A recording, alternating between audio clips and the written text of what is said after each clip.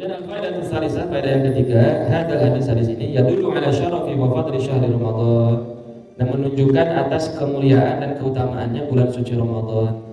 Wa anna fihi khasa'is allati la tujadu fil ghairi, dan sesungguhnya di dalamnya terdapat kekhususan yang tidak ditemukan pada selain bulan suci Ramadan. Enggak ditemui itu kekhususannya bulan Ramadan pada selain bulan yang lain. Coba kan banyak kekhususan ya. Turunnya Al-Qur'an, Lailatul Qadar, ya kan? Itu bagian dari kekhususan bulan suci Ramadan. Dan itu tidak ada di bulan-bulan yang lain itu. Wa anna fihi fadail wa fawaid khassatan lil ummatil Muhammadiyyati, dan sesungguhnya di dalamnya terdapat keutamaan-keutamaan dan faedah-faedah yang khusus untuk umatnya Rasulullah sallallahu alaihi wasallam. Wa yu'ayyidu hadzal qaul sallallahu alaihi wasallam, dan didatangkan pada sabdanya Nabi ini, u'tiyat ummati fi syahri Ramadan khamsa lam yu'tahunna nabiyyun qabli. Nah, diberikan umatku, kata Rasulullah, di dalam bulan suci Ramadan itu 5 perkara yang tidak diberikan kepada Nabi sebelum Rasulullah. Jadi ada 5 perkara. Amma wahidatun fa innahu idza kana awwalu lailatin min syahri Ramadan nazarallahu azza wa jalla ilaihim. Adapun perkara yang pertama, maka sesungguhnya ketika ada awal malam dari bulan suci Ramadan, Allah memandang kepada umat Rasulullah sallallahu alaihi wasallam. Nah, jadi Allah itu memandang kepada semua umatnya Rasulullah. Itu kekhususannya.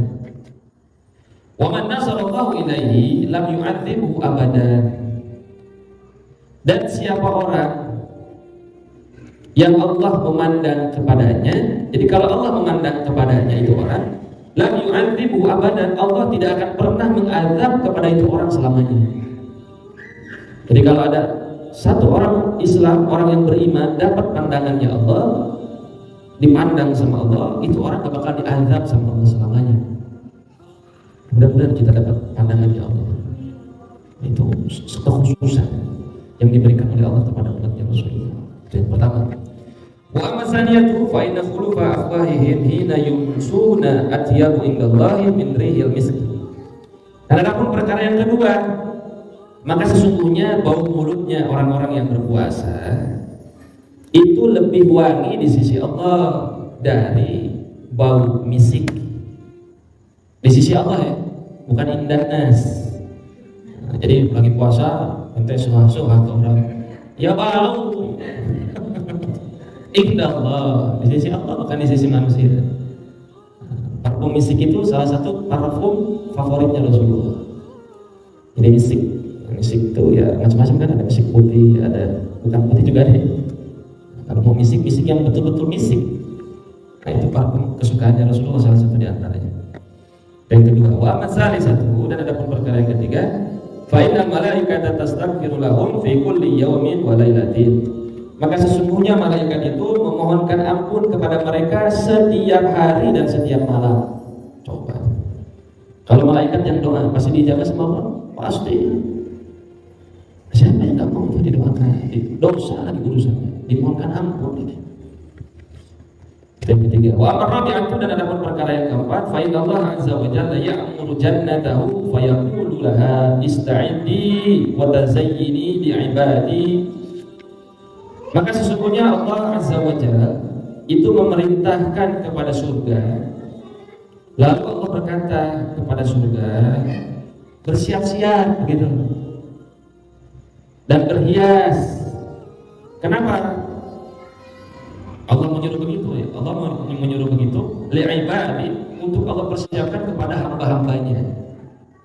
Jadi surga disuruh berhias sama Allah, supaya dipersiapkan untuk menyambut hamba-hamba Allah yang soleh, yang soleha. Coba Ausyaka an yastarihu min ta'abid dunya ila dari karamati. Supaya apa? Supaya hendaknya kita itu tidak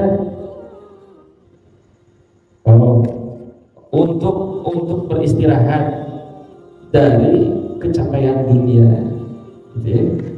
Jadi kita itu disuruh untuk beristirahat dari kecapaian dunia, kelelahan dunia, menuju kepada akhirat, gitu. Jadi utamakan jadi bulan suci Ramadan itu dunianya agak dikurangi, akhiratnya dikedepankan. Jadi dunianya istirahatkan, akhiratnya aktifkan, begitu. Harusnya begitu. Itu yang keempat. Wa amal khamisatu, dan ada pun perkara yang kelima, fa innahu idza kana akhirul lailatin ghafarallahu lahum jami'an.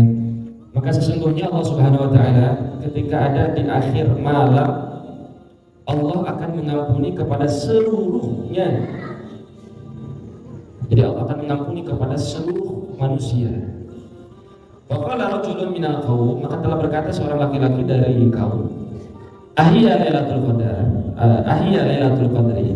Apakah ini Lailatul Qadar ini? Apakah ini Lailatul Qadar? Faqala, maka Nabi menjawab, la, bukan. Alam taru minal ummali ya'maluna fa idza farahu min a'malihim wufu ujurahum. Rawahu Baihaqi. Bukan, apakah kau melihat dari para pekerja yang mereka itu bekerja, maka ketika mereka selesai dari pekerjaannya, wufu ujurahum, maka pasti mereka semua akan mendapatkan upah. Kan secara umum kan begitu kan, orang kerja pasti dapat upah, dapat gaji, begitu. Nah begitu pun orang yang beribadah kepada Allah, dia beribadah kepada Allah, maka dengan ibadah yang dia lakukan, Allah pasti akan memberikan upah kepada kita. Apa upahnya? Pahala, rahmat, ampunan, pembebasan dari neraka bagi orang-orang yang dikehendaki oleh Allah. Berkatalah berkat kita beribadah kepada Allah. Jadi kalau mau dapat rahmat Allah, ibadah. Kalau mau dapat ampunan Allah, ibadah. Kalau mau dapat Lailatul Qadar, ibadah. Pokoknya dekatkan diri kita kepada Allah. Ini hadis riwayat Imam Baihaqi. Di Syu'abul Iman, di dalam kitab Syu'abul Iman. Nah itu saja yang bisa Anda sampaikan. Mudah-mudahan ada manfaat dan keberkahannya. Mudah-mudahan kita semua mendapatkan Lailatul Qadar. Mudah-mudahan kita semua diberikan kekuatan lahir dan batin untuk beribadah kepada Allah, terutama di 7 hari terakhir di bulan suci Ramadan ini. Mudah-mudahan Allah memberikan kekuatan kepada kita sehingga kita mampu untuk memaksimalkan diri kita untuk senantiasa beribadah kepada Allah, dan mudah-mudahan Allah memberikan kepada kita rahmatnya, ampunannya, kasih sayangnya, sehingga kita menjadi orang-orang yang beruntung di dunia wal akhirah. Amin ya rabbal